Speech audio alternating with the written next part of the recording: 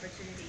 I've interviewed you a lot to ask you lots of questions, but I've never had the chance of actually. So why should we have a Oh, different? I don't know the answers. I'm not speaking on your. No way. No way. Oh, is it on? Sorry. It's on. Okay. You can. Cool. All right, let's do this. Okay. Thank you so much. I'm here with Tony Debrum, Ambassador for Climate Change of the Marshall Islands. It is January 25th, 2017. Tony, thank you again on behalf of the students for being willing to answer these questions. I'll get right into them. So the first question that they had for you was, you've said that the moment that small countries go under, it's too late to save the world. Is this a message that needs to be stressed more heavily to leaders of countries that aren't yet experiencing the effects of climate change?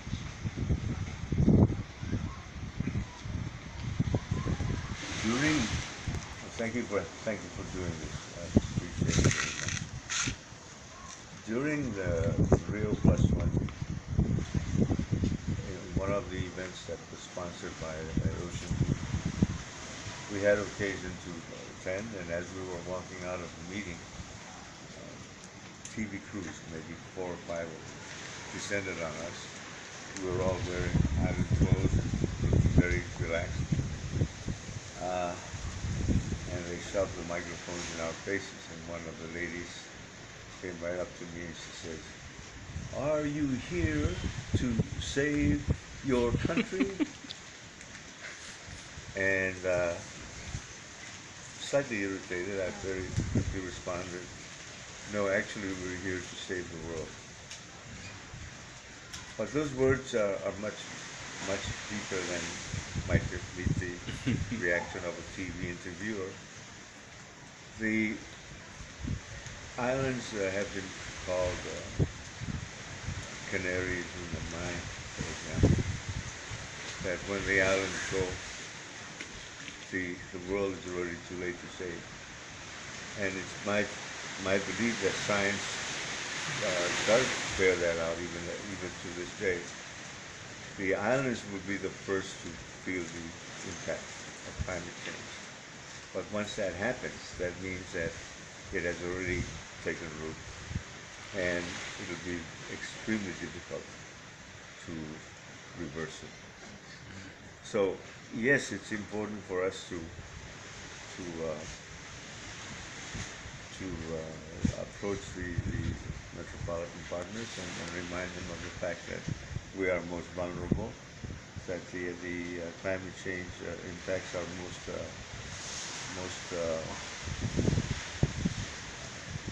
felt by countries that are low and we're sitting right on top of the water. But even more so, that we are the signals that things are going to get worse if you guys will behave rather quickly. Thank you. So, follow-up question to that. In your experience, what strategies have worked best for getting the world to understand the urgency of the situation, especially at the Paris climate talks? I think that we owe our relative success in international fora, and especially in the Paris conference, to the fact that we are small and not about to hurt anybody. We are vulnerable but not threatening. And therefore, we're able to approach some of the more unapproachable parties to the conference in such a way that they felt somewhat obligated, hard kind, to assist in promoting our cause. They knew that we were there really as a matter of life and death. There's no, or maybe if we don't do it now, then we can do it later kind of message. Our message was, if we don't do it now, you won't be seeing this kind of people anymore. Our countries are forever condemned. But also to remind you that when that happens, that's a signal for you to take heed. I think also that if, for example, the United States were to approach China directly, or Brazil, or South Africa on some of the issues that were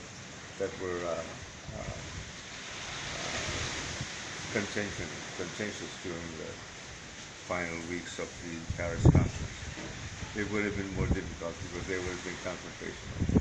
In our case, we're just saying, hey guys, we don't have a choice. Please listen. In the case of Brazil, she actually picked up the phone and called her home office and said, hey, we've got to get on board the High Ambition Coalition, because if we don't, it's going to look funny, Brazil not being on it, and the rest of the big guys are now, holding hands with the small island countries. We walked in with Micronesia, we walked in with Palau, we walked in with Kiribati and Tuvalu, and nobody can question our mandate for change in the attitude of the big countries. So it's a threats of climate change. So we were lucky in that, and I think the idea was to make sure that we tried to answer the strictly, take the vulnerable and put them together with the cause, and see where we could come up with some solutions. So, as you know, this interview is on behalf of students. This is undergraduate students, master's students, but the information will be shared as well with high school and what have you, students in America.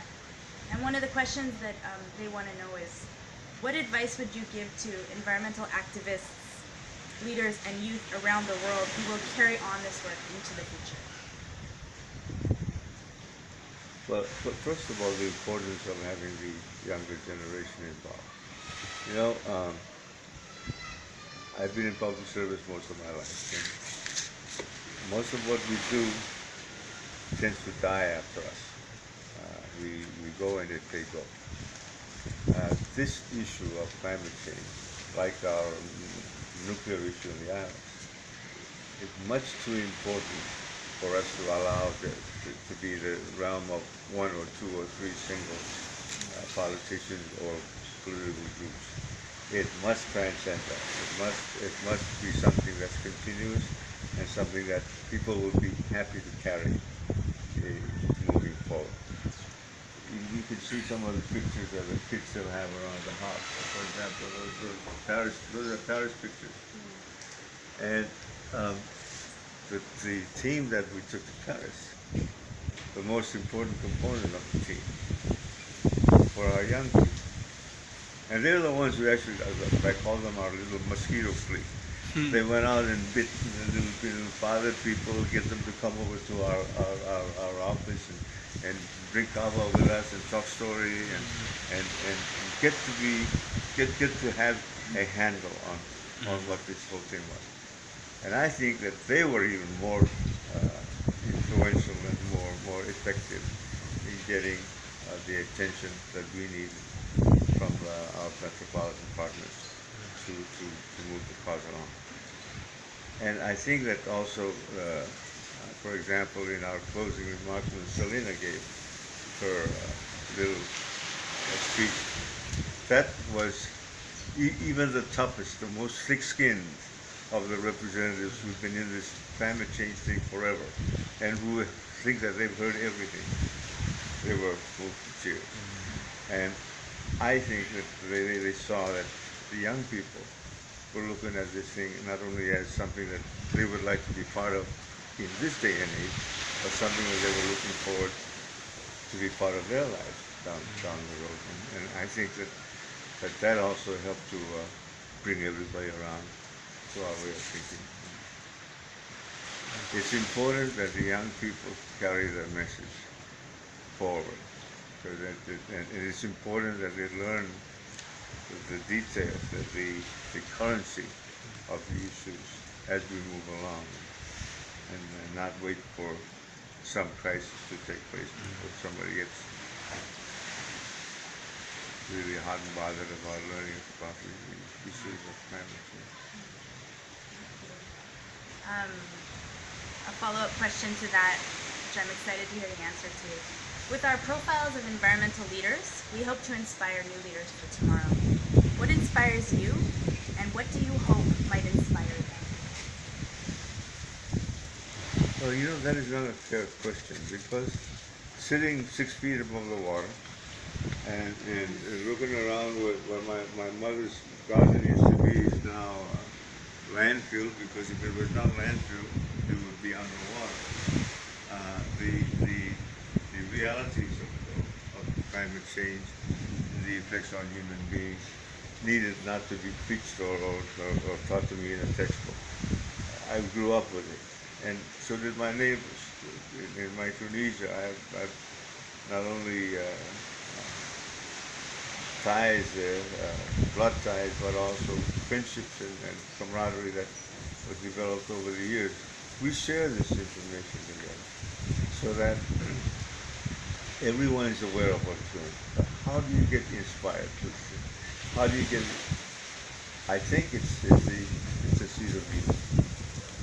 It's getting the youth to take it on as their own cause, and not looking at it as an article that is debated in parliaments and in international meetings, but as something that is really much more real than that. It is a cause that needs to be not only understood, but then you take that understanding and you pass it on. And who better to do that than they? So what is the most inspirational thing about this thing? It's that it has parallels in our own life in the islands. Here we are facing a crisis that is not of our making, but the people who are responsible for are deniers. They deny, this is not, you need not worry about it because it'll be all right. This is a natural cycle of things. All those excuses that come up.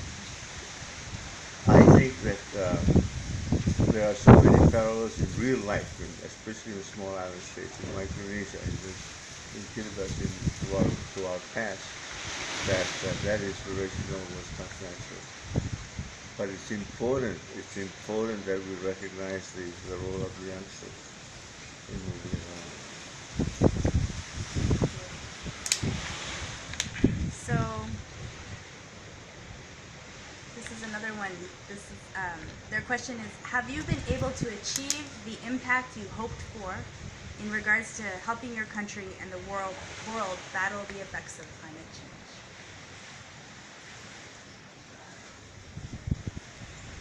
As representatives of small island states, our island leaders have had opportunity to rub shoulders with the very top people in the world when it comes to the issue of climate change. Not only government, but private sector and NGOs and other groups that take this on as a worthy cause. Saw the reality of climate change that we brought to the table, and that I think was for us a blessing that we did not recognize before. But we think that we have had the success that we claimed because of those realities.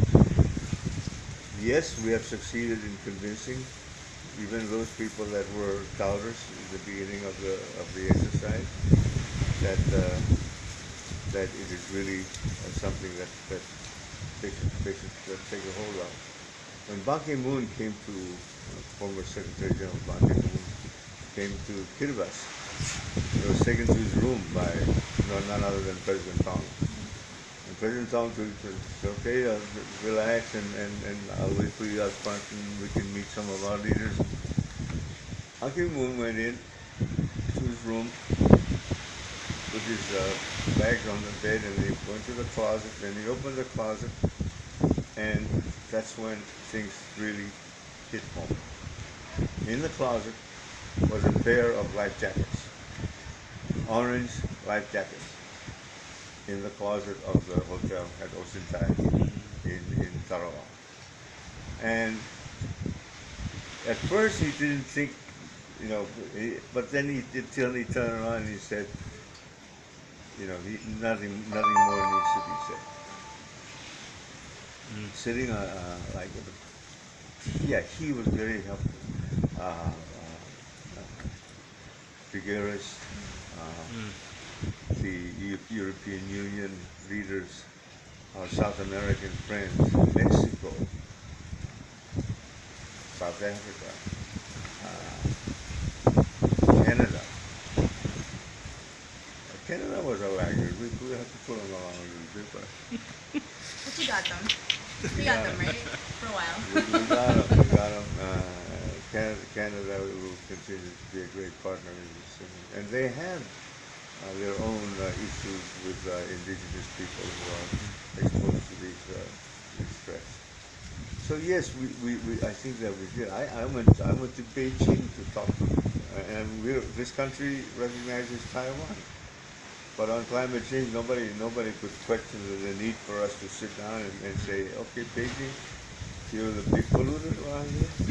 You're also somebody who has the capacity to do something about it. Sure, we're only less than 100,000 people sitting out there in the middle of nowhere. But plant that in your conscience for a time and see what happens. And we have had a most formidable partner with the People's Republic of China in this system. Even now, with doubts about some of the things that are being said in public about the Paris Conference and the treaty and how some countries will or will not abide by their commitments. China is taking a very strong lead in making sure that people do not forget the commitments to which we all subscribe. That's it. This next question is a heavy one, as they all are, but what do you consider, I think you answered mostly this, what do you consider to have been your greatest successes? But also they're asking about your failures, your greatest failures. Well, let's just accept that we've succeeded in making sure that the world recognizes that there is a problem here, and they mark that up as a success. Yep. Let's look at what failures might be. Failures stem from the world having defined all of us in such tight classifications. You have some rules as to how you access funds, for example, in order to stave off climate change. Those rules can be easily followed by Canada or the United States or Japan or the Philippines. But when it comes to a small island country like ours, where the resources are not there to handle the financial responsibilities or describe and report on the progress of projects and the engineering and the planning that goes into certain, all of those we do not have. We may have the whistle to say there's a climate change issue here, but we did not and could not bring together the resources necessary to tap into the solutions. What does it mean? The solutions were here, the problems were here, but we could not make them meet. I think that's the biggest, and it still is the biggest challenge to our climate change effort. Even today, if China were to say, all right, we'll give you guys $1 billion, you guys fix your own shorelines and beef up your hospitals and schools and all that stuff for climate change, in fact, we would not be able to do that because our finance department does not know what to do with that. And the reporting requirement would require the efforts of the whole public service, and still nothing would happen. So we've asked, as a possible solution, that those metrics that were viable, that were access to the actual dispensing of assistance and the identification and addressing of climate change impact and how an adaptation issue, that they use different rules for the small islands.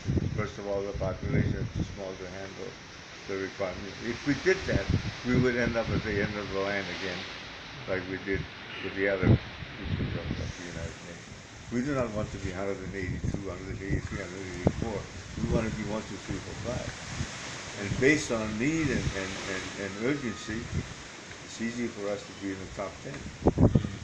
But we need to bring those resources together. And that's, I think, where not only the Marshalls and our own efforts here, but the region and other similarly situated, FSM, Palau, Kiribati, Nauru, Tuvalu, Tokelau, Maldives. Maldives are lucky because they have some very powerful friends that were able to help them out. But we were able, for example, to get Maldives shared our AOSIS Alliance of Small Island States. We got them to endorse the High Ambition Coalition views and moving them to the floor of the Paris Agreement by telling them, hey, just because you guys are a few steps ahead of us doesn't mean that you're still not part of the island group and that you share with us some of our concerns for making sure that solutions meet up with the problem. That's the biggest challenge.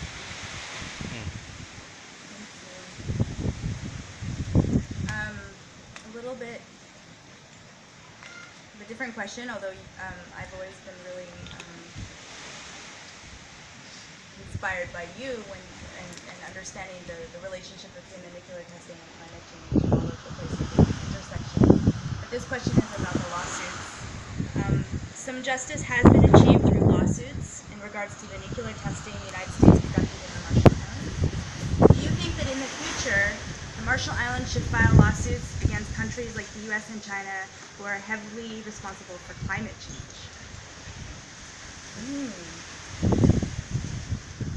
I wish Olaya was here.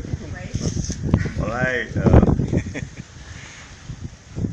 while representing Palau in climate change and also the EU, is also our special expert on issues of loss and damage, which is what this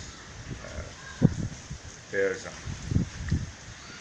The difficulty with addressing loss and damage in the treaty itself, and now it's going to be part of an annex, or they're all trying to figure out how do you make it something that will be binding on the parties.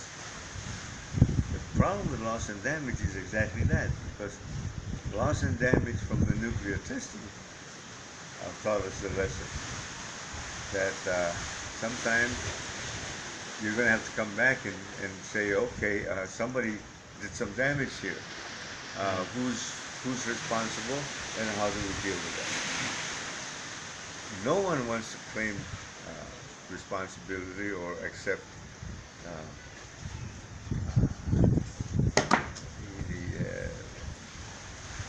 responsibility for climate change impact. But everyone understands where it's coming from and why it is so. The lawsuits that we filed had to do with enforcement of what countries have already agreed to do.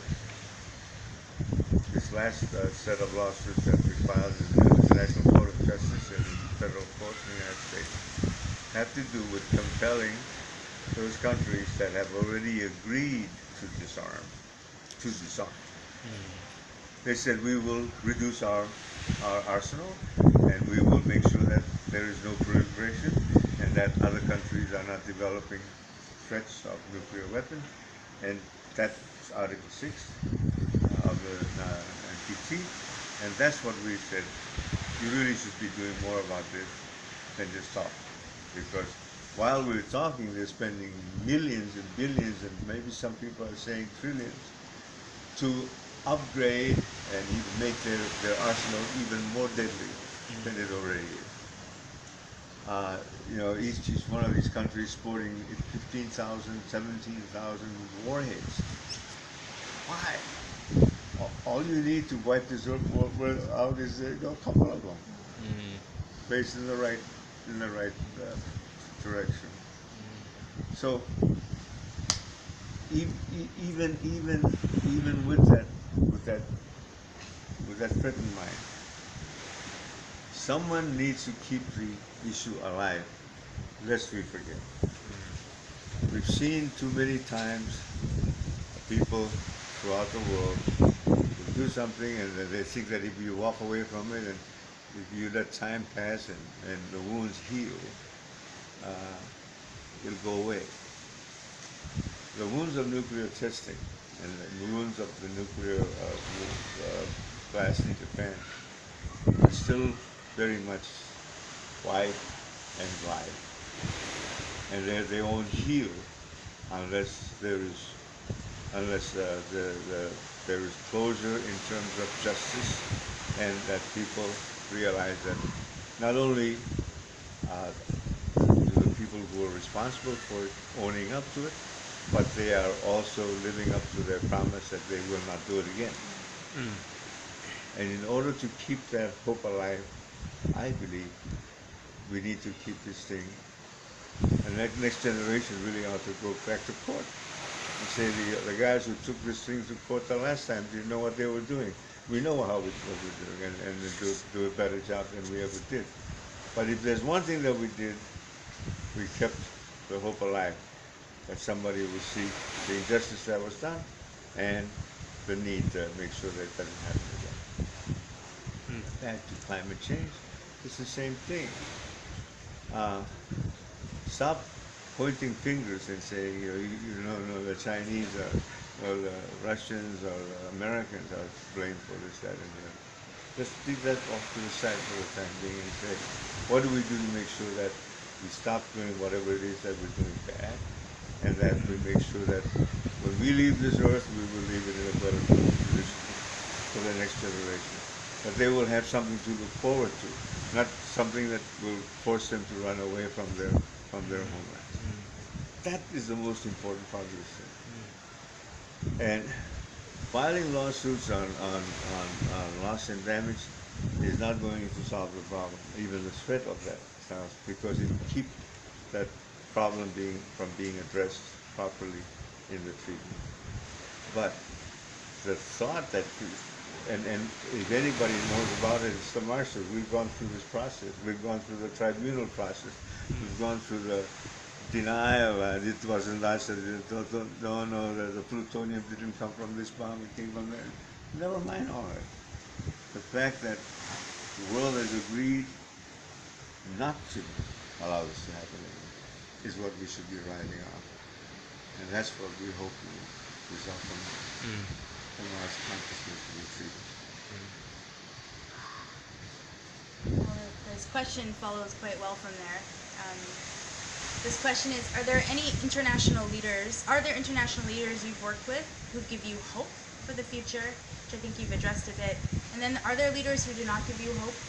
What kind of a leader on climate action do you think Donald Trump will be? Inevitable question. Timely question. This is when I do this and go, Donald Trump. We have the fortune and the extreme good luck of having some really, really good support, good advice and counsel from some world leaders in this climate change effort that no one could have fought with all the cats in the world. I swear, the ministers from Germany, from the European Union, from the UK have been outstanding. First of all, understanding our issues, and then coming to our side when it came time to come up with some possible solutions, or when we needed to convince others to come along. Barbara Hendricks is coming here next month. the minister from Canada was very, very useful. He was very, very helpful in bringing people together. Mexico again, Vidal, Peru. Um, Todd Stern from the United States. You know, when first I met him, I suggested that we replace him with Bloomberg. I really said that at the Doha meeting. I said, you know, I've just met the American head of delegation. I think, and the newspapers picked up on that. But we became the closest of friends, and I think partners in this thing that no one could have predicted. I think Todd's a very smart man and extremely helpful in making sure that, given the problems that are predictable in the United States Congress and in the U.S. political arena, he did a remarkable job walking this thing, tiptoeing it through with the powers that be in the United States. We also had occasion to address directly some of the people who, especially staffers in both houses of the United States Congress, the Senate, and House staffers, who, as you know, are the ones that actually do the work for the bosses. And I think that helped to keep this thing floating, because they not only heard from the big political world, but they also had an opportunity to meet with us in Lima. We met with them twice in Washington and also in Paris. We had a briefing for the American staffers. I think that was a very smart thing to do, to make sure that the people who actually did the work of climate change in the United States were tied into. But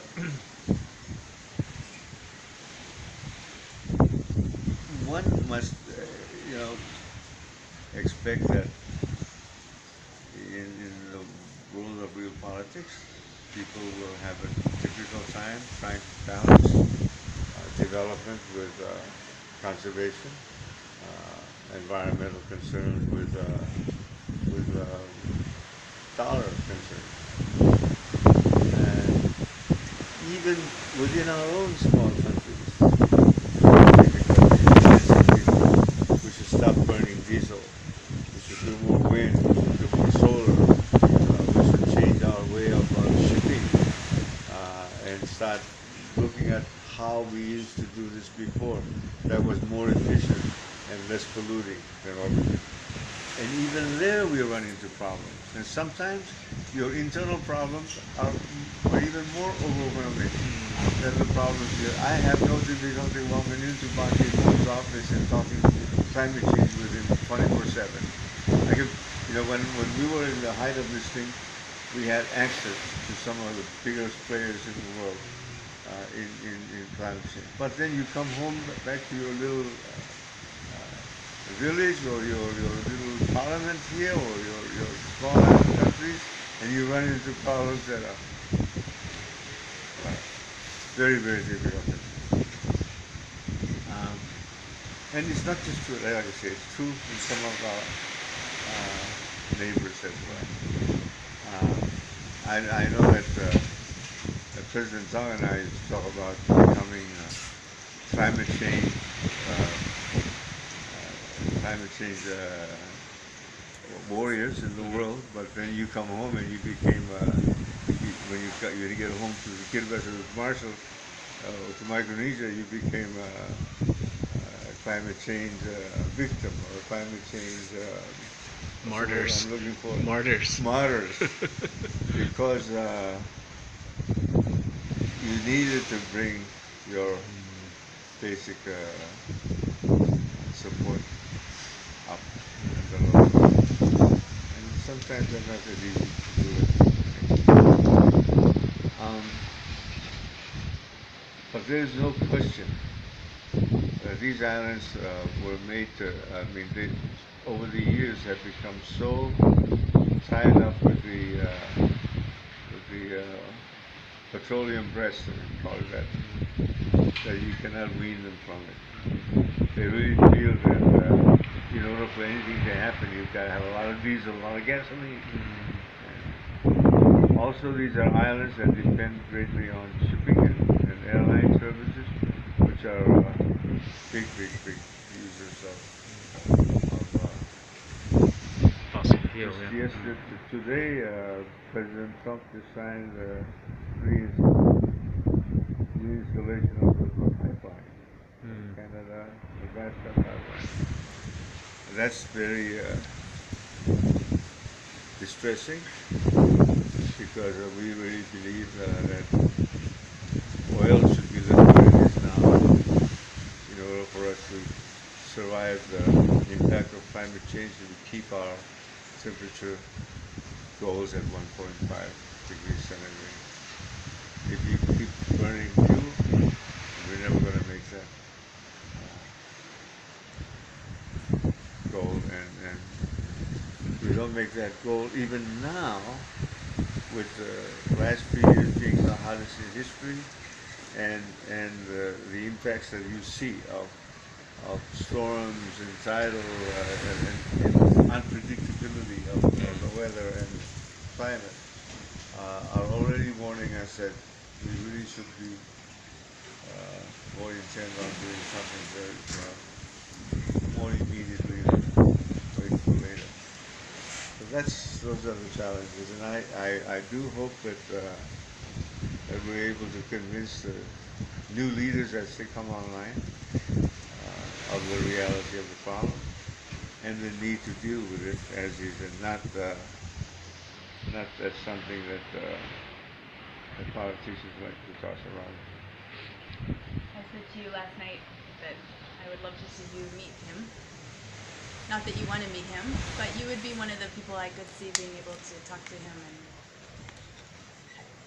convince him. I would hope. I don't think there's a lot of people who could do it, but maybe. If there's one thing I've learned in 50 years of public service, it is this. Voters are always right. When you walk into that little booth and you mark your choice, you don't say, hey, this is a bad guy, I'm going to choose him. You're going to say, hey, I think this guy's going to do something good, and I'm going to choose him. Regardless of reputation, regardless of what else is known about the person. We've done that here, we've done it in Epson, we've done it in Palau, in our neighborhood. We've selected people that, you know, even the neighborhood would say, why of all people? Because that's the way it is. That's the way democracy works. And I'm sure those people who picked the new president of the United States picked him because they thought that he would be the right man for the job. And regardless of what the pundits say, and regardless of what the old-timers in the political arena say, that choice was right because that's in their mind, that's what they want. Now, if during the break-in, the time that it takes to become president and to actually take over as president, Mr. Trump is exposed to the realities of that dictated the way things are now today. I think that he will also understand. And if he doesn't, then the rules of democracy take over. People who choose can also unchoose. And as long as that mechanism remains intact and those sacred foundations of democracy remain, I think we're all good. But there's not that much time. And there are many crazy people in this world that need to be addressed. But there is also that, you know, what comes back to, you know, in time that between 1946 and 1958, that 12 years that the United States tested nuclear weapons in this country. Um, a lot of lessons were learned. A lot of people knew what was going on, but the same issues that prevent the current issues of the world from coming to the top of the table were what haunted us here. People were churches were not taking a position. Why don't you stop testing these things? People are being exposed because maybe 30 years, the denial, all of those things.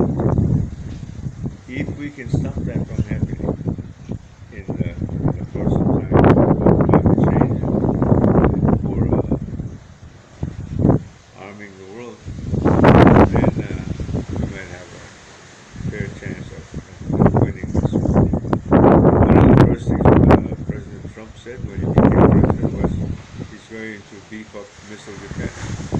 Guess who's in the point of the spear when it comes to missile defense in the world right now? It's us again.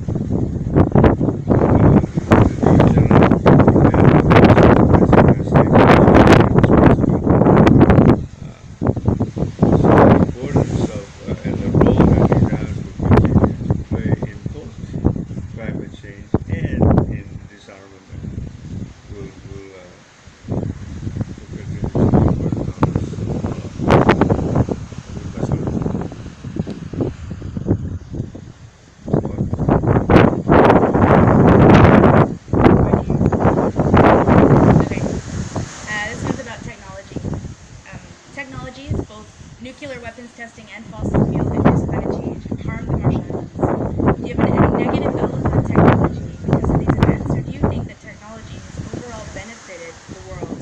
How do you view the future?